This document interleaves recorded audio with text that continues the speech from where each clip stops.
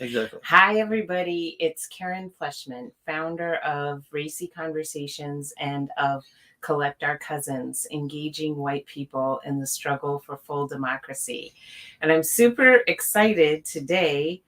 This is a special edition. We usually do these lives on Thursday mornings, but today I have a very special guest, my brother, Gary Fleshman.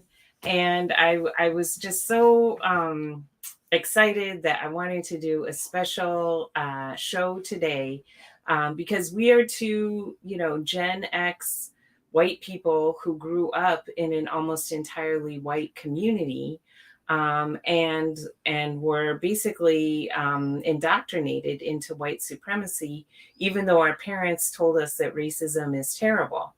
But as adults, we've come to another understanding, and we wanted to do this show today um, to really talk about how to engage white people who are, what do we say, undecided, Indifferent, indifferent, or apathetic. Yeah. Or also invested in their own self-interest with white supremacy. So, Gary, why don't you introduce yourself and share a little bit about yourself, and then we're gonna start the conversation. Okay, well, I am her brother. I'm Gary Fleshman. Hello, how you doing? And I am a professional motorcycle tour guide. I work for a company and I do motorcycle tours all throughout the United States from people from all over the world. So I've had people from 100 more than 100 different countries on my tours, which gives me a very broad input and perspectives from the rest of the world, which has affected my outlook on the world in general. So, but that's pretty much me. So Yeah, and you're also married to a Latina woman. Yeah, Venezuelan, Uh-huh. Laura. So she's a lot of fun. Just don't make her mad. Just no, bad, bad. Gary, I think that's kind of falling into a stereotype. I know. No. It's just Laura. Yeah. She's a firebrand of a woman. I love her to death. Yes, and I love her too, and I've been so grateful for her becoming part of our family, and also for the way that you have really bloomed in your marriage and with her love, and I'm so grateful for that. So I just want to talk about, you're kind of the target demographic for white supremacists trying to manipulate you or win you over to their side. Would you say that? Yeah, I'm part of that demographic, if not the primary one. I would say that there is a lot out there that is geared towards my demographic, people that bikers. I mean, they get a lot of that as well, but there's also a lot just towards white males, particularly my generation, that don't really know where they lay in that type of environment. So yeah. So if there's folks who are trying to reach white males like you and bring them along in the journey of empathy and compassion, and anti-racism, what would you say are some good things to do, and what would you say are some not so good things to do? Well, first of all, the way you approach it with someone is very important. If you're trying to talk to them, the best thing to do is not be confrontational, but more inquisitive and informational. Ask questions. If you ask more questions than what you're trying to put out there, if you are trying to talk to them more and get them to come about to the way you believe that things are, the way things should be, it's better to lead them down a path just by asking questions than to just try and browbeat them with it, to try and hammer it into their skull. That's not going to work. By force, it's not going to work.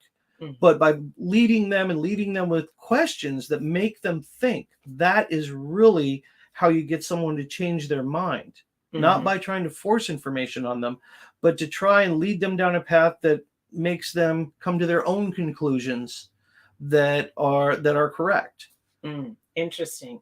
And so what are some of those questions that you think are helpful to ask? You know, where did you get your information? You know, where did you get this from? Why do you trust it so much? Mm-hmm. So why is it important to you to get that information in this way? Mm-hmm. Why do you take so much in from this source? Why is it so important to you, or why do you trust it? Is a really good question to ask. Interesting. One of my previous guests also said it's good to say, you know, I used to think that way too. Mm-hmm. And to share your own story, and then what was it for you that brought you to a different conclusion? Right. So you're not judging them, you're not telling them they're wrong or calling them right. You're not trying to call them out. Label. You're not trying to call them out or mislabel them or anything. What you're trying to do is, like you said, your friend, like one of your previous guests said, is that you're asking these questions to bring them to a point to where they're more open-minded, or they start to re-examine their own beliefs. Yeah. Instead of just sticking to what they know. Yeah. Because that's easy. Yeah. Confronting your own beliefs is difficult, and that may be hard for some people. Yeah. Yeah, so. Definitely. Especially when these are beliefs, like we were talking about it earlier, that we grew up, our parents were very liberal, open-minded people. They taught us racism is terrible. Dr. Martin Luther King is wonderful. And the way to not be racist is to be colorblind and treat everybody the same.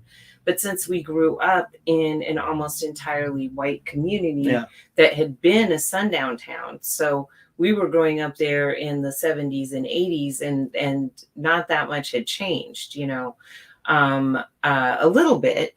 But I remember distinctly going to assemblies in our elementary school under Nancy Reagan's Just Say No campaign, where police would be showing us films that largely depicted Black people overdosing on heroin. And then at home, I'm seeing super sensationalized images of Black people on TV. And it's not like our parents were saying, oh, that's wrong, that's incorrect. You know, that we were just taking that to be reality. And then as we grew older, as I started to notice, well, why is there so much racial inequality? The story I got back both at home and at school was, you know, well, there used to be terrible racial inequality. Then there was a civil rights movement. Now everything is equal. And some families choose to work really hard and other families choose not to. Yeah, that's one way of putting it.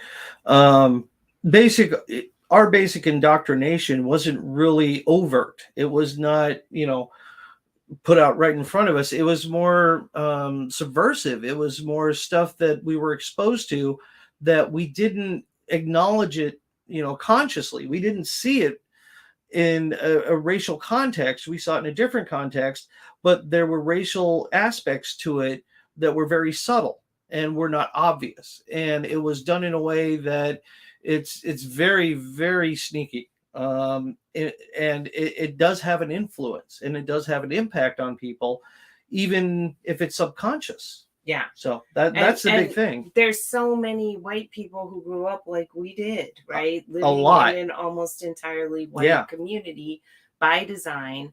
And we know that from the beginning of public education in our country, the Ku Klux Klan, the United Daughters of the Confederacy, others who had a stake in really developing racist ideas in everyone's minds, were very involved in curriculum decisions, in getting on school boards, etc. We see that now with the whole backlash against what is called critical race theory, but we've never had critical race theory. I learned critical race theory when I was in law school. Okay, it's not taught in, but at any rate, to any kind of questioning of the narrative of how our country came to be, of the role of white people in the country, the role of slavery, land theft, genocide.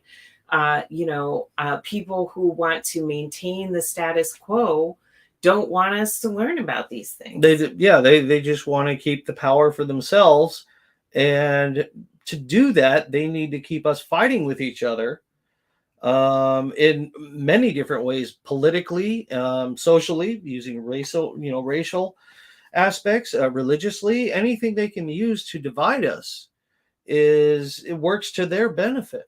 And I think it's especially right now, with during the pandemic, Mm-hmm. Jeff Bezos became a trillionaire. The billionaire class increased their wealth exponentially. Yeah. The entire middle class hollowed out, and now more than 50% of Americans are living paycheck to paycheck, and our paychecks have less and less value, while corporations are reporting record profits, and they're the ones that are jacking up these prices, Mm-hmm. driving the whole inflation. And then they're telling us, oh, blame it on queer people, blame it, don't say gay, or don't let trans people in the bathroom, or, oh, guess what, we decided to ban abortions, now you don't have a right that you had a week ago. So we're scrambling, like trying to figure out what the heck is going on, while the wealthy and powerful are like, making money. Well, they're running away with all the money and the power. Yes. And that's historically what has happened. And not just in, our era, but in previous eras, a millennia ago. We had the same thing. And they're going to use any divisive issue that they can come up with to try and keep us arguing and fighting with each other, while they do whatever they can to run away with as much as they can. Both socially, politically, social power, and economically. Yeah. So they're going to use these aspects, and there are a lot more now than there used to be, because now we're actually talking about things like LGBTQ plus issues, about racism, sexism, all sorts. So now they're hammering us over the head with those and using those issues. I call them wedge issues, to drive a wedge between people. So instead of us actually working together collectively the way we should in a functioning democracy, we're too busy fighting with each other instead of working together to make it better for everybody. Yeah. Yeah. So does anyone have any questions? I see Ronald. Thank you so much for joining. Good to see you too, Ronald. Thank you for joining us. Does anyone have any questions for Gary or me? Gary, if there was something that you could get white people to start doing or stop doing that you think would be really beneficial, what do you think that would be? In the context of race relations, racism, one is examine your sources. Where are you getting your information?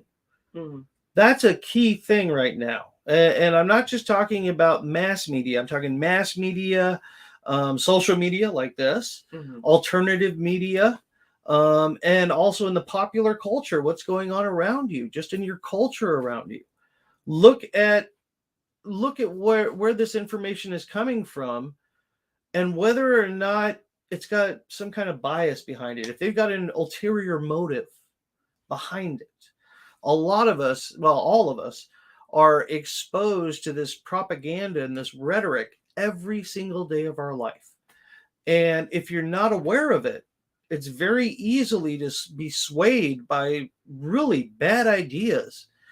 And you're led down a path that leads you to something that is hurtful, hateful to other people or to society in general. So the first step is being aware of it. The best thing I would say to someone is look at where you're getting your information and look at it and think about it critically. Take a moment and go, is that really true? Is that just their opinion? And that is a really good thing. That's what I think we should start doing, is examining our information and where we get it from much more critically. That's what we should start doing. On the same note or similar note, what we should stop doing is taking things at face value that are put in front of us by a lot of these same media outlets. Just because so-and-so or X person said this does not necessarily mean it's good, it's true. It may be that they're trying to manipulate you into thinking the way they want you to think. Yeah. So that would be a good starting point. And from there, once you start developing these skills on how to look at your influence, your sphere of influence, in all the media, in culture, in your interpersonal conversations. Yeah, and conversations with other people. Then you'll really start to become more and more aware of how much of this has an influence on your decision-making process.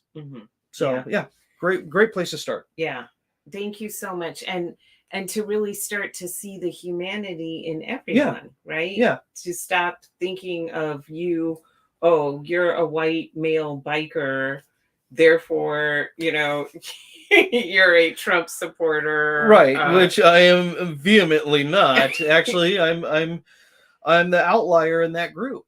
And to stop, a good way to do it too is to just stop assuming. Stop making assumptions on people based on their appearance, not just racist, but culturally and socially. Yes. I'm a big old biker, but I'm more of a tour guide that gets people from all over the world, and I experience all sorts of things. And I'm not some Trump supporter. I'm not a Bernie supporter. I'm not an anything supporter. I prefer to think independently. And there's a lot of us out there. So that's a great point. Yes. Okay, great. Just want to ask, hi, Ruben, what sources do you recommend? Thank you, Ruben. And thank you so much for joining us, Ruben. You're a true blue supporter. I really appreciate you being on here. Oh, me? Oh, what sources do I recommend? All of them. For one reason is that some people say, well, one or the other, you can only trust this or you can only trust that. Honestly, you really can't trust any of them. That's where doing your own independent empirical research in your decision-making process is very important. And it's also very important not just to fall into confirmation bias, to where all you want to do is see information from the side that you agree with.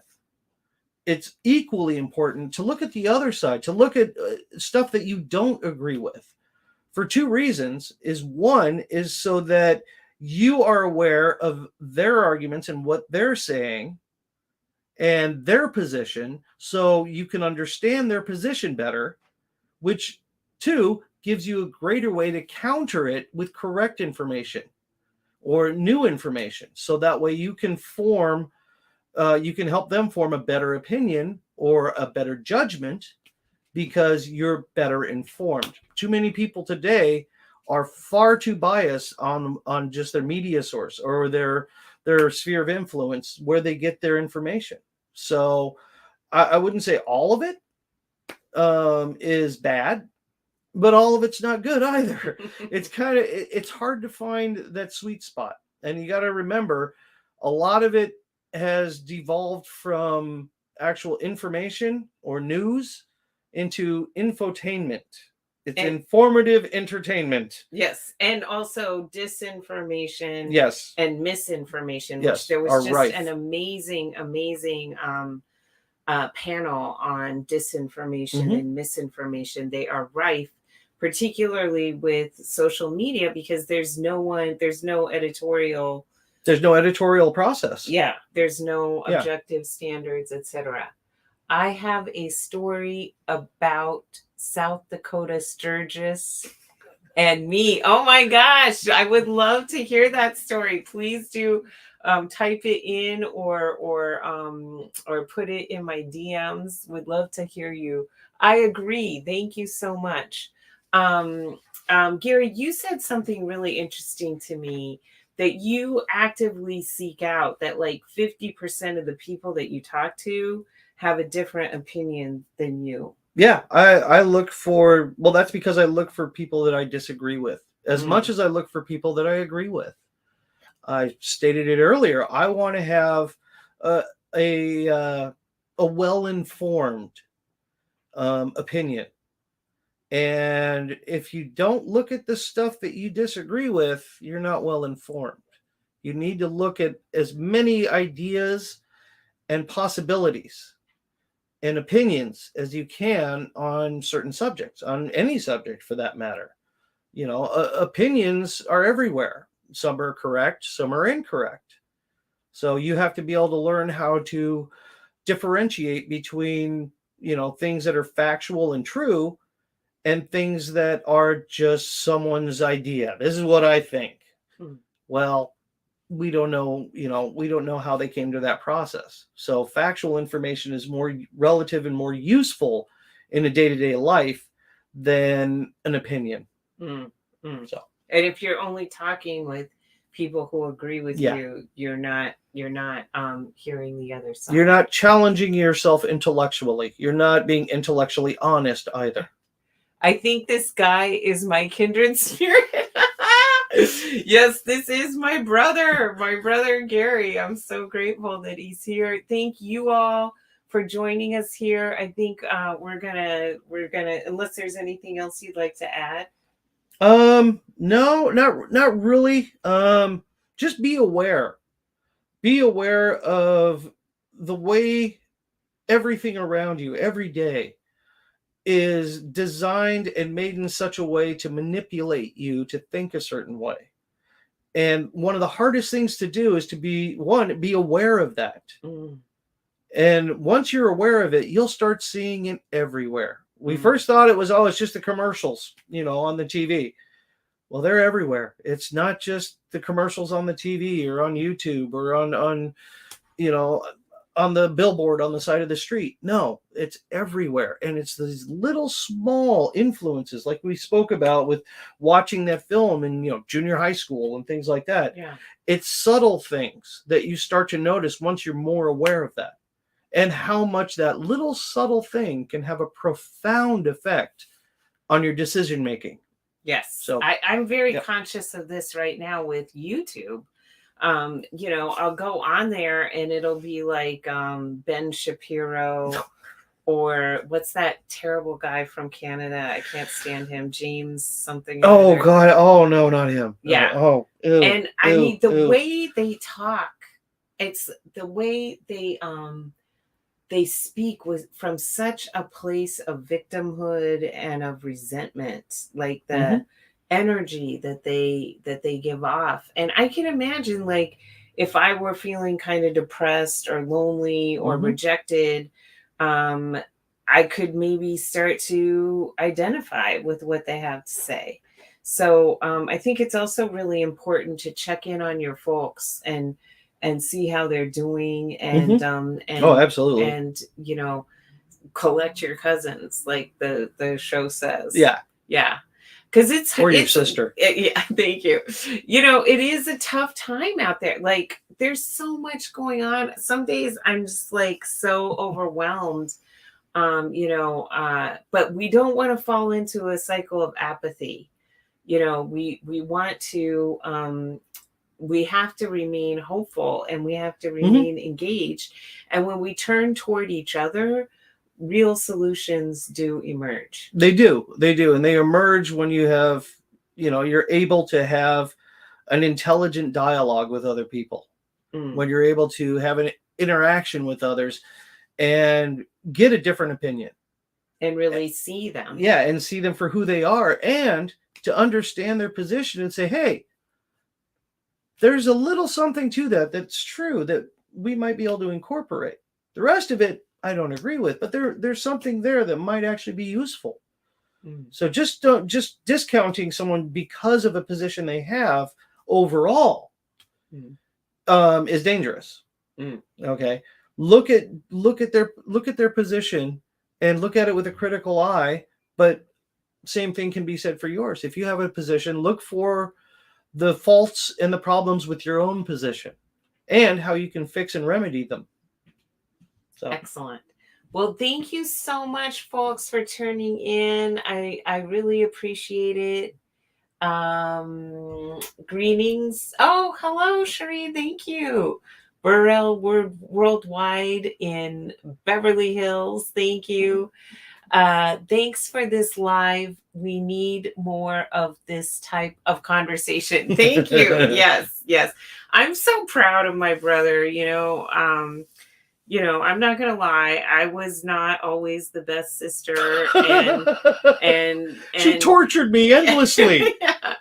yeah. When she was a teenager, I thought she was just pure evil. It's just, but I wasn't the best brother either, so I was pure evil too. Yeah. I was.